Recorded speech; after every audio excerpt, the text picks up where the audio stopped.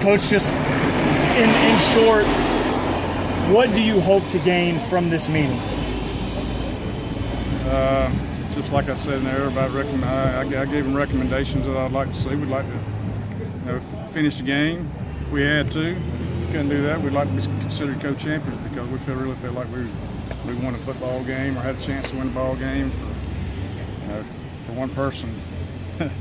For one person to make a call like that who wasn't even in position to make a call and got no help from nobody, we feel like our kids deserve a little bit more than this just a bad call, Do you feel like you were heard from the GHSA today, and do you feel like they will take your suggestions into consideration? Well, if they didn't hear what I had to say, they don't have a clue about what the Georgia High School Association stands for.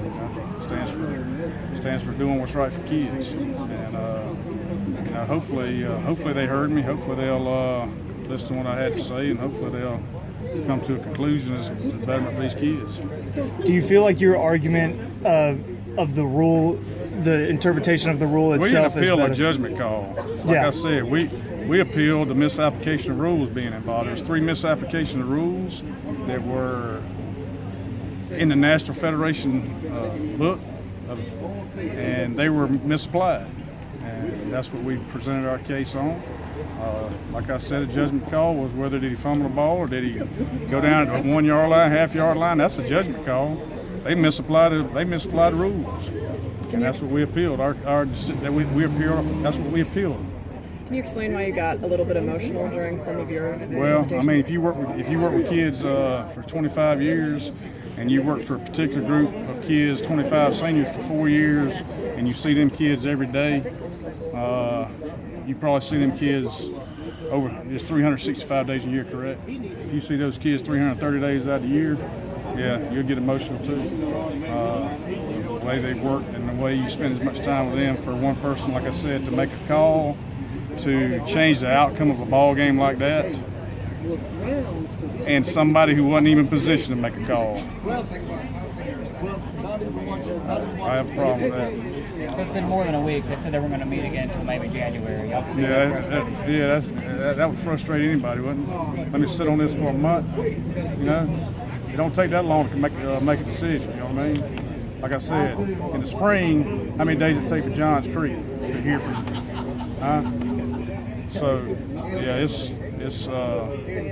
it needs to be addressed, and we're not going away until it gets addressed. And if we have to take it higher, we'll take it higher. Which means what? What would be higher? Next step, whatever it may be, I'll find that out. If they don't come if they don't come to the right conclusion that we want. When did who's came up with the idea to go through this process first, and when? My idea. I got on that button when I left that stadium. I sat there, and especially being with them 85 kids after the ball game, trying to console them and try to answer the question why they do that, Coach. It didn't take long for me to gather my thoughts and come up with what we needed to do, and so that process started right then. I let them know right quick that what our next move was.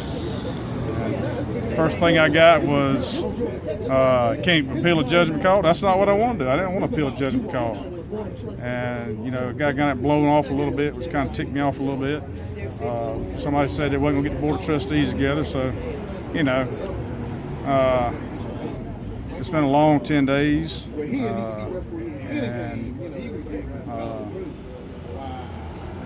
Like I said, I don't know when closure is going to be.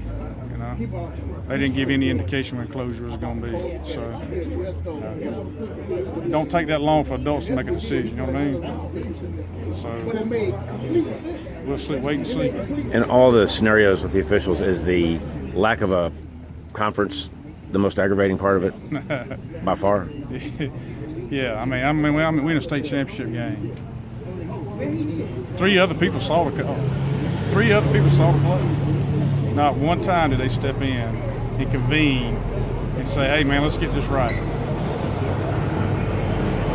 Like I said, the man who made the call didn't see the play. Not as good as the other 3 officials. And not once did they want to see that in there. I asked them, how many times did I ask them? I asked them a couple times, did they want to see the officials? Evidently, they didn't want to. What was the split of associations in that game? I have no idea. They don't tell you. You have to try to find out. There's 2 from GFOA.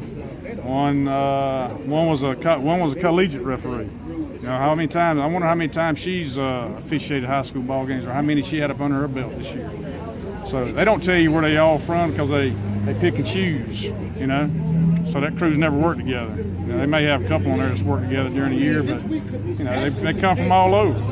You know, so. You mentioned the white hat was in that controversial game 2 years ago. Yeah. How about that? How about somebody being able to do a state championship and be the white hat at that after a controversial call in Washington County to determine really the kind of the outcome of that ball game a little bit too, and he was on that crew too. So I'm wondering how they make their selections on somebody who's had an unsatisfactory report turned in on. Huh. Thanks, Coach. Thank you, Coach. Good luck.